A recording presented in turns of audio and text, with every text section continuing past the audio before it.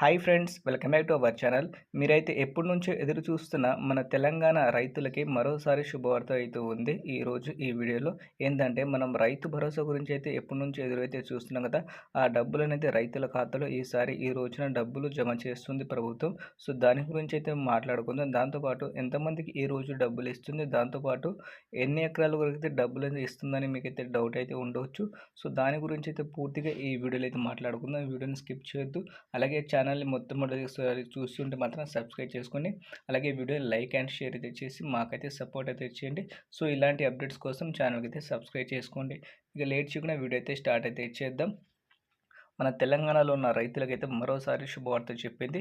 So శుభవార్త ఏంటంటే రైతులకి రైతు భరోసా డబ్బులు గత 4 రోజుల నుంచి మీకు ఇన్ఫర్మేషన్ ఇస్తూనే ఉన్నాను. సో పాత వీడియోస్ కింద కూడా కామెంట్ అయితే చేస్తున్నారు.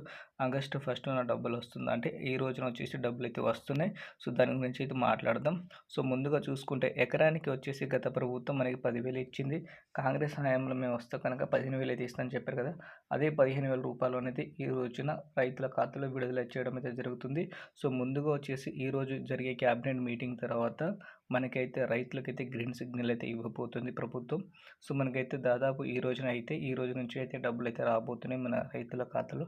ఒక్కసారి మనకైతే 4:30 తర్వాత ఏదైనా అప్డేట్ అయితే వస్తుంది. వ్యవసాయ శాఖ మంత్రి తుమ్మల నాగేశ్వరరావు అయితే చెప్తారు. దాంతోపాటు సీఎం రేవంత్ రెడ్డి గారు అఫీషియల్గా అనౌన్స్మెంట్ అయితే ఉంటుంది. కాబట్టి ఈ రోజున వచ్చేసి జరిగే మీటింగ్ తర్వాత మనకైతే అఫీషియల్గా అయితే అనౌన్స్మెంట్ అయితే ఉంటుంది.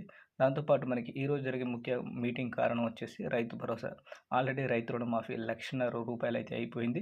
సో ఈరోజు కూడా కొంతమందికి అయితే జమ కావడం అయితే జరుగుతుంది. కాబట్టి మీలో కూడా ఎంతమందికి జమ అయింది వీటి కింద కామెంట్ అయితే చేయండి. సో ఈరోజు జరిగే మీటింగ్ తర్వాత మనకైతే అఫీషియల్గా అనౌన్స్మెంట్ ఉంటుంది. కాబట్టి సో సాయంత్రం వరకు వెయిట్ అయితే చేయండి. మనకైతే డబ్బులు అయితే ఎటుపో వచ్చేస్తున్నాయి. So thank you for watching. జై హింద్.